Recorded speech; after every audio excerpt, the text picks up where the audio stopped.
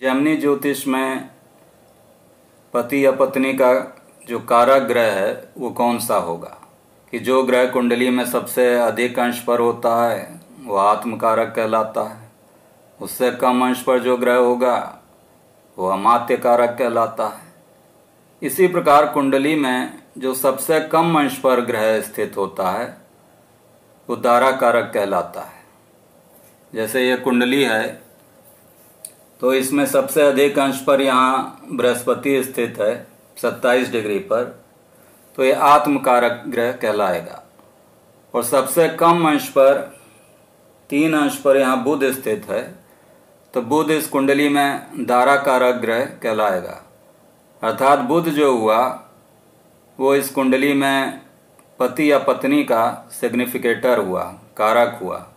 दारा कारक ग्रह द्वारा जो विशिष्ट गुण हैं पति या पत्नी के, यह कहिए कि उसकी क्वालिटी क्या है, किस प्रकार की प्रकृति का पति मिलेगा या किस प्रकार की प्रकृति की पत्नी मिलेगी, जो उसके क्वालिटीज़ हैं उसका निर्णय हम दारा कारक ग्रह के द्वारा करते हैं।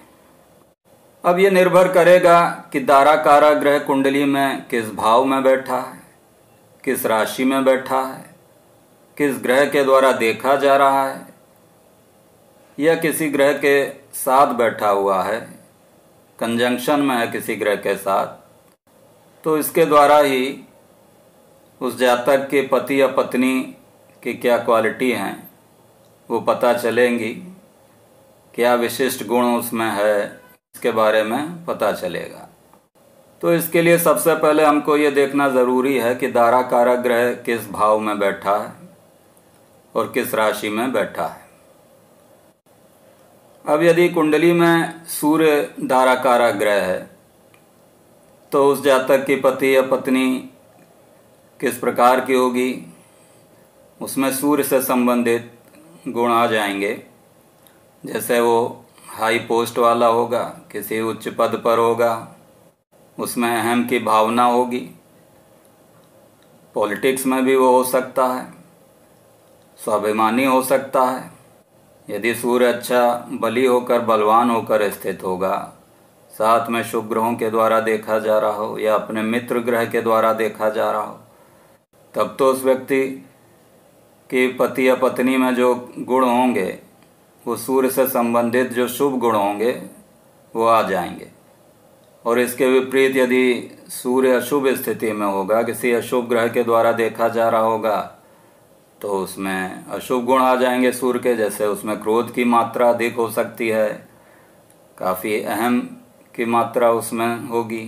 चंद्रमा दारा कारक ग्रह है, तो चंद्रमा चूँकि भावनात्मक ग्रह है, एक इमोशनल ग्रह है, तो उस जातक का जो पति या पत्नी होगी वो काफ़ी इमोशनल होगी, उसका एक भावनात्मक अटैचमेंट होगा अपने पति से या पत्नी से। यदि बृहस्पति या शुक्र जैसे शुभ ग्रहों द्वारा देखा जा रहा हो तो उस व्यक्ति में चंद्रमा से संबंधित शुभ गुण आ जाएंगे। यदि मंगल दारा कारक ग्रह है तो उस जातक के पति या पत्नी में मंगल से संबंधित गुण आ जाएंगे। जैसे वो साहसी होगा, काफ़ी तर्कशील होगा, लॉजिकल बात करेगा, तर्कपूर्ण बात करेगा, हिम्मती होगा। मंगल अशुभ ग्रहों से देखा जा रहा हो, जो मंगल से संबंधित अशुभ गुण होंगे वो आ जाएंगे।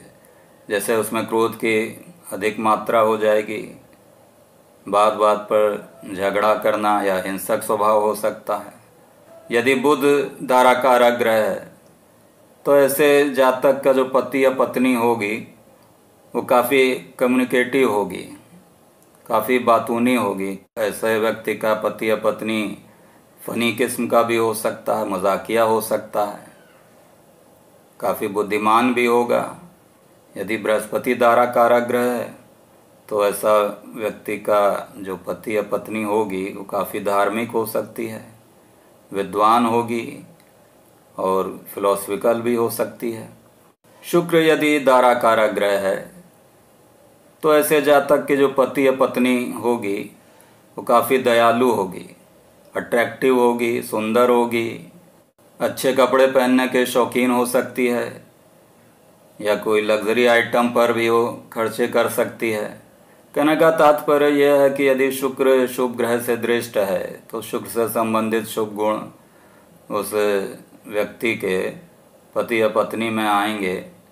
इसी प्रकार यदि शनि दारा कारक ग्रह है तो चूंकि शनि एक डिसिप्लिन वाला ग्रह है, डिसिप्लिन पसंद ग्रह है, तो ऐसे व्यक्ति के जो पति या पत्नी होगी वो काफ़ी डिसिप्लिन पसंद होगी, अनुशासन प्रिय होगी, गंभीर किस्म की होगी।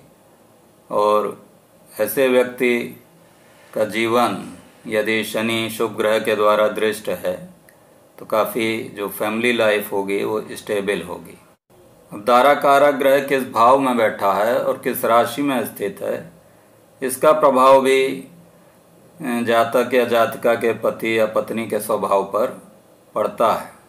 अब मान लीजिए कि यह कुंडली है और इसमें दारा कारक ग्रह बुध बन रहा है। बुध यहाँ पर पंचम भाव में सिंह राशि में बैठा हुआ है।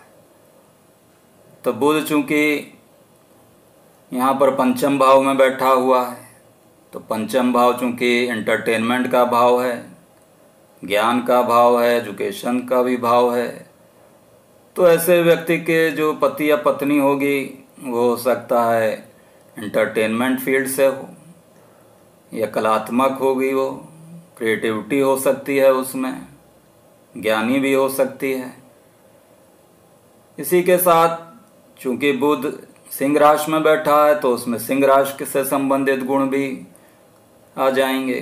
जैसे सिंह राशि के जो गुण हैं कि वो स्वाभिमानी होगी, थोड़ा उसमें अहम होगा, तो ऐसे गुण भी उस जातक या जातिका के पति या पत्नी में आ जाएंगे यदि बुध पंचम भाव में सिंह राशि में बैठा होगा।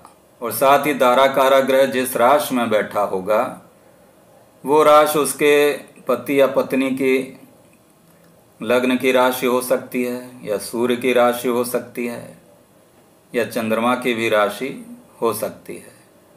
इसके साथ ही नवमांश कुंडली में भी हमको दारा कारक ग्रह की स्थिति का अध्ययन करना आवश्यक होता है कि मान लीजिए कि बुध यहाँ दारा कारक ग्रह है तो बुध की नवमांश कुंडली में क्या स्थिति है। यदि बुध केंद्र या त्रिकोण भाव में बली होकर बैठा है D9 चार्ट में और शुभ ग्रह के द्वारा देखा जा रहा है, शुक्र के द्वारा देखा जा रहा है या बृहस्पति के द्वारा देखा जा रहा है, तो हम ये कह सकते हैं कि जो उस व्यक्ति का पति या पत्नी होगी वह उसकी स्थिति अच्छी होगी या विवाह के बाद भी उन दोनों में आपस में प्रेम रहेगा और श्रेष्ठ स्थिति उनके वैवाहिक जीवन की रहेगी।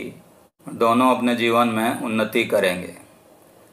तो आशा है कि आपको मेरा ये वीडियो पसंद आया होगा। धन्यवाद।